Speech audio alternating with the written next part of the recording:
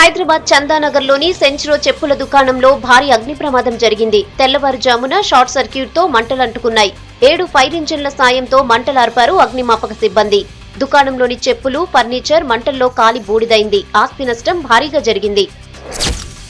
స్వాతంత్ర్య దినోత్సవం సందర్భంగా ఉగ్రవాదులు దాడులకు పాల్పడే అవకాశం ఉందంటూ హెచ్చరించాయి కేంద్ర నిఘా వర్గాలు. మెట్రో నగరాల్లో అప్రమత్తంగా ఉండాలని సూచించింది.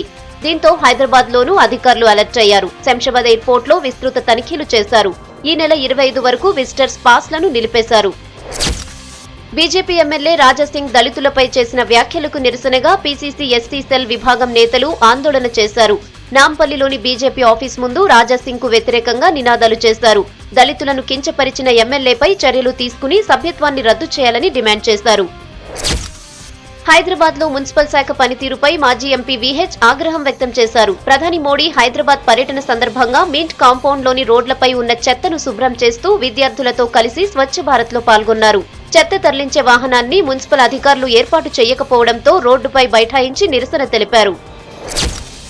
హైదరాబాద్ విద్యుత్ అధికారుల నిర్లక్ష్యం మరోసారి బయటపడింది. దిల్సుఖ్ నగర్ లోని గ్రీన్ హిల్స్ కాలనీలోని ఓ ఇంటికి కరెంట్ బిల్ 6 లక్షలు వచ్చింది.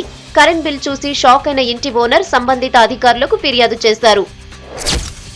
హైదరాబాద్ లోని కొత్తపేటలో ఓ ప్రైవేట్ స్కూల్ విద్యార్థులు హరితహారంలో పాల్గొన్నారు. స్కూల్ ఆవరణలో మొక్కలు నాటారు. విద్యార్థుల తల్లిదండ్రులు, స్కూల్ యాజమాన్యం 100 మొక్కలు నాటారు. ప్రతి ఒక్కరూ హరితహారంలో పాల్గొనాలని పిలుపునిచ్చారు.